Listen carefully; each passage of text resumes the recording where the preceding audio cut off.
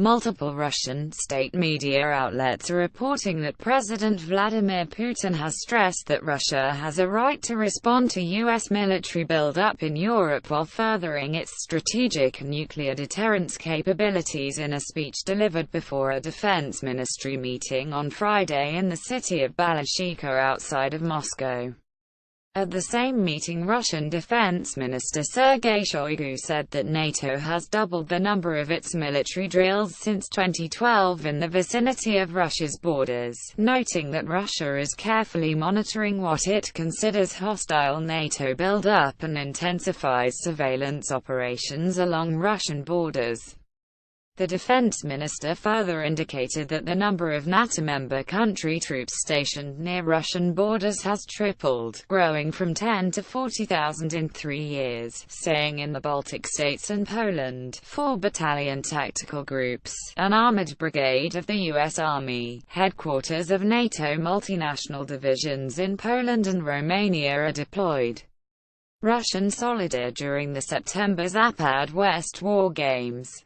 Image source Getty. Since the crisis in Ukraine, which began in 2014 and Russia's subsequent annexation of the Crimea, an Obama administration policy of steady build-up and periodic war games has been in place in East European and the Baltic countries, including Bulgaria, Poland, Estonia, Latvia, Lithuania and Romania.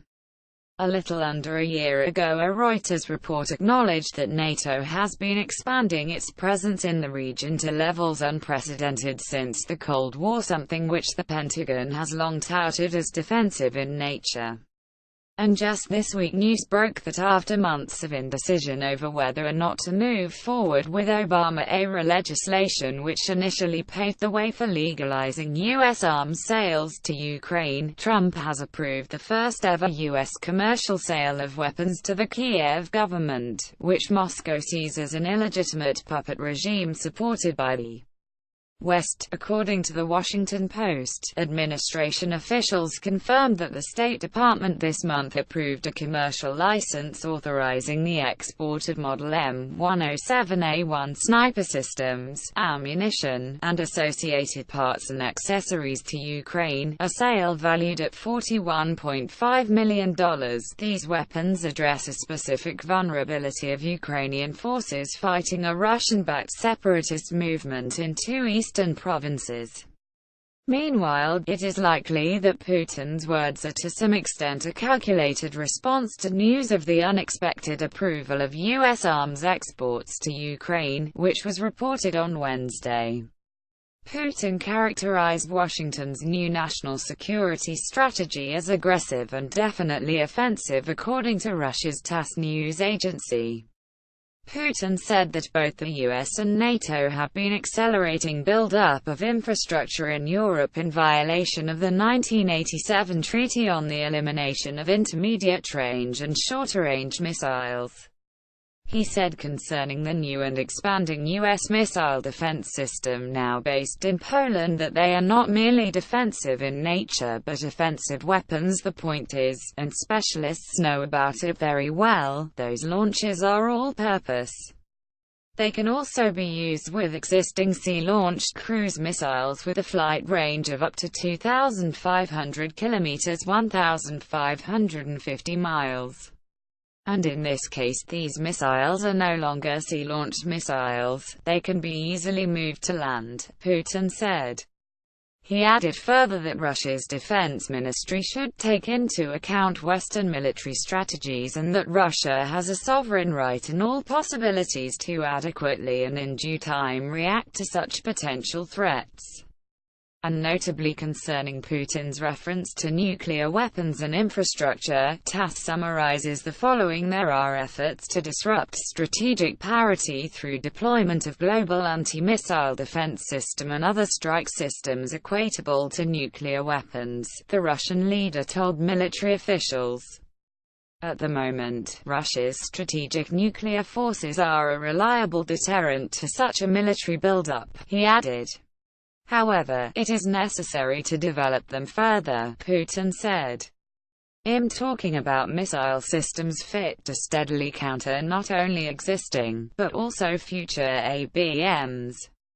This comes as earlier this week another spine-chilling scare story involving the Russians and Putin's plan for supposed global domination spread widely in Western media after two major European tabloids published sensational headlines on Wednesday claiming that, according to the UK's largest tabloid The Sun, Russia secretly practiced full-scale invasion of Europe with bombing raids on Germany during Russia's September Zapad-West military drills, graphic purporting to show Russia's September pre-planned Zapad military drills. The UK Sun tabloid published it along with the following scaremongering and false headline: Russia secretly practiced full-scale invasion of Europe with bombing raids on Germany during Vladimir Putin's military drills. However, analysis of the Russian military games produced by Chatham House, essentially the UK version of the Council on Foreign Relations, or CFR, admitted that the exercise was small, managed, and contained while being defensive in nature as a dress rehearsal for defending against a NATO intervention and meant to send a message to the West, saying this is what Russia wants the West to believe is the Kremlin's understanding of what a conventional war between Russia and NATO forces would look like. The Chatham House analysis further commented that the West's previous scaremongering over the periodic military games and lately revived this week in the media is actually affirming the Russian perspective that NATO-driven threat, inflation and scare tactics are really what's driving current tensions and build-up between the two sides. According to Chatham House, Western commentators were obsessed with the numbers of Russian troops being mobilized during the course of exercise and stuck firmly to the 100,000 servicemen narrative. But Russia proved them wrong by keeping the drills small, managed, and contained. The Kremlin could therefore credibly claim that the West overreacted and fell victim to scaremongering and reporting rumors that Moscow was not being transparent about the nature of the exercise and its intentions.